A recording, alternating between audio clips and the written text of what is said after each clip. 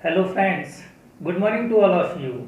मैं सत्यम मिश्रा स्वागत करता हूं आप सबका आपके अपने YouTube channel effective education point पर। मित्रों, आज हम बात करने जा रहे हैं पास्ट परफेक्ट टेंस के बारे में। यहाँ मैं आपको एक्सप्लेन करूंगा कि पास्ट परफेक्ट टेंस का आइडेंटिफिकेशन क्या होता है और इन तरह के जो टेंस होते हैं उनमें सेंटेंसेस को हिंदी से इंग्लिश में ट्रांसलेट करने का क्या रूल होता है। तो यहाँ इस वीडियो में इन सारी चीज़ों को बिल्कुल डिटेल में और एकदम इजी से सिंपल से वर्ड में आपको बताने जा रहा हूँ। तो आइए देखते हैं। पास्ट परफेक्ट टेंस का जो आइडेंटिफिकेशन है, मीन्स जो पहचान है, कैसे पता चलेगा कि ये टेंस पास्ट परफेक्ट टेंस का ही है। तो जब दिए गए किसी हिंदी वाक्य के अंत में केवल चुका था, चुकी थी, चुके थे, या था, ई थी, ए थे, अथवा लिया था, दिया था, इस तरह का कोई वर्ड्स आता है तो वह वाक्य पास्ट परफेक्ट टेंस का होता है। और इसकी केवल एक सहायक क्रिया होती है, एक हेल्पिंग वर्ब होता है जिसे हैड कहा जाता है। तो यहाँ सभी में सभी नंबर के साथ, चाहे वो सिंगुलर नंबर हो चाहे प्लूरल नंबर हो, उनके साथ हम केवल एक हेल्पिंग वर्ब यूज करेंगे और वो हैड है। तो देखिए, सबसे पहले बात करने जा रहे हैं सिंपल सेंटेंस के रूल के बारे में।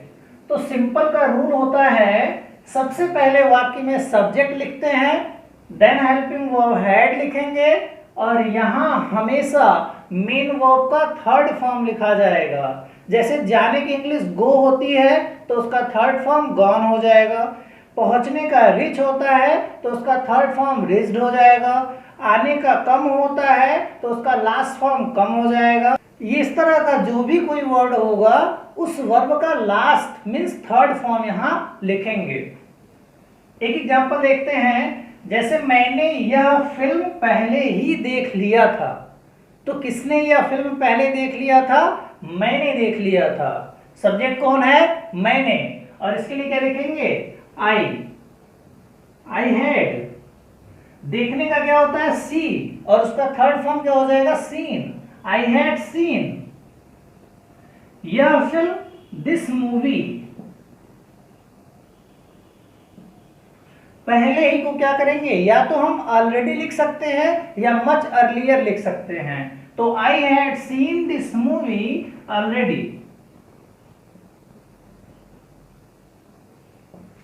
I had seen this movie already. अगला देखिए, राजेश मैदान में क्रिकेट खेल चुका था। तो कौन मैदान में क्रिकेट खेल चुका था? राजेश मैदान में क्रिकेट खेल चुका था। सब्जेक्ट क्या है? राजेश। तो सबसे पहले क्या हो जाएगा? राजेश। अब राजेश के साथ हम हेल्पिंग वर्ब क्या रखेंगे? हैड। क्या कर चुका था? खेल चुका था। तो खेलना वर्ब हो गया और इसका थर्ड फॉर्म प्लेड हो जाएगा। Rajesh had played. क्या खेल चुका था? क्रिकेट खेल चुका था। तो यहां हो जाएगा क्रिकेट। कहां? In the ground.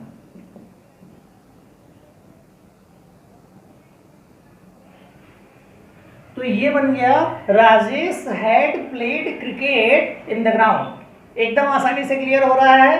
अब देखिए, एक बहुत फेमस एग्जाम्पल है ये पास्ट परफेक्ट टेंस में कि डॉक्टर के आने से पहले रोगी मर चुका था, मेरे घर से निकलने के बाद बारिश हो चुकी थी, या मेरे विद्यालय पहुंचने से पहले घंटी बज चुकी थी। इस तरह का सेंटेंस पास्ट परफेक्ट टेंस में कराए जाते हैं और पूछा जाता है।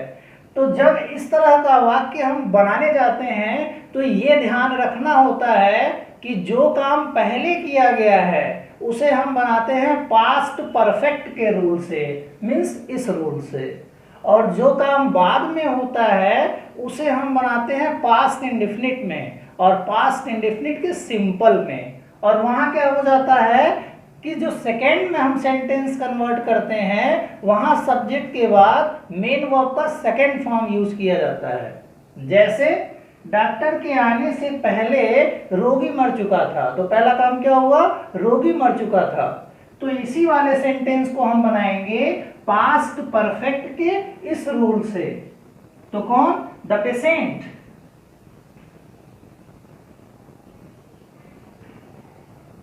हेल्पिंग वर्ब हैड, मर चुका था, डाइड।